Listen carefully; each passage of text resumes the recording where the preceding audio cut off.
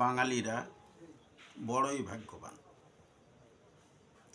এরা একের পর এক স্বাধীনতা অর্জন করছে, বাস্তবে স্বাধীনতা আনতে পারেনি, পরাধীনে রয়ে গেছে। এরা সর্বপ্রথম নবাবদের কাছ থেকে স্বাধীনতা অর্জন করে তুলে দিল ব্রিটিশের হাতে। ব্রিটিশরা 200 বছর রাজত্ব করার পরে তুলে দিল পাকিস্তানের হাতে। পাকিস্তানের কাছ থেকে ছিনিয়ে এনে বাংলাদেশ স্বাধীনতা অর্জন করল, কিন্তু স্বাধীনতা অর্জন করল, আজও আমাদের মতো শ্রেণী পরাধীন রয়ে গেল। নবাবদের আমলে খেটে খাওয়া দিনমজুর মানুষদের ছেলেপেলে মাথা উঁচু করে কথা বলতে যাতে না পারে, শিক্ষা দীক্ষা সব দিক দিয়ে তাদেরকে ডাবিয়ে রাখা হতো। আমাদের মতো মানুষ কষ্টে দিন যাপন করত। আসলো ব্রিটিশরা যাতে তাদের বিরুদ্ধে কোনো রকম সংগ্রাম করতে না পারে, তাদের বিরুদ্ধে কোনো রকম কথা না বলতে পারে, এই জন্য একের ওপর এক জুলুম করে অত্যাচার করে এদেশের মানুষকে দাবিয়ে রাখলো। তারা চলে গেল, করলাম স্বাধীনতা অর্জন। আসলো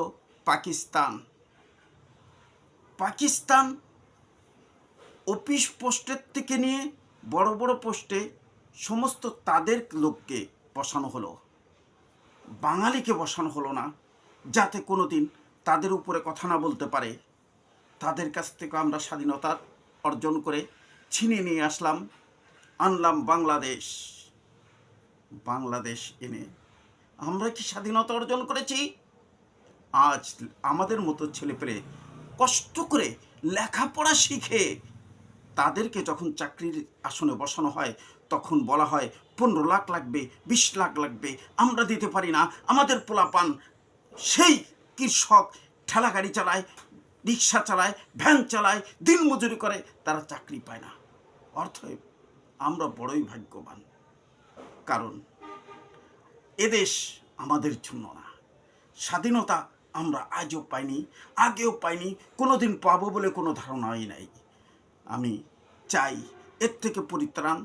আমি চাই এদেশটা এমন একটা দেশে পরিণত হোক, যে দেশের মানুষ অর্থর বিনিময় নয়, যোগ্যতার বিনিময় কাজ পাবে, যে দেশের মানুষ যোগ্যতা অনুসারে চলতে পারবে, যে দেশের মানুষ সলিডভাবে চলতে পারবে, গরিব মানুষগুলো দুবেলা ঠিক মতো খেয়ে পড়ে চলতে পারবে, এমন দেশ এদেশকে আমরা চাই। কিন্তু আজও কিন্তু আমরা পাইনি, আমরা শুধু পরাধীনে রয়ে গেছি। হে আল্লাহ, তোমার কাছে ফরিয়াদ, তুমি এদেশের গরিব মানুষকে মুক্ত করো, এই জুলুমবাজ থেকে নির্বাসন দাও। আমিন।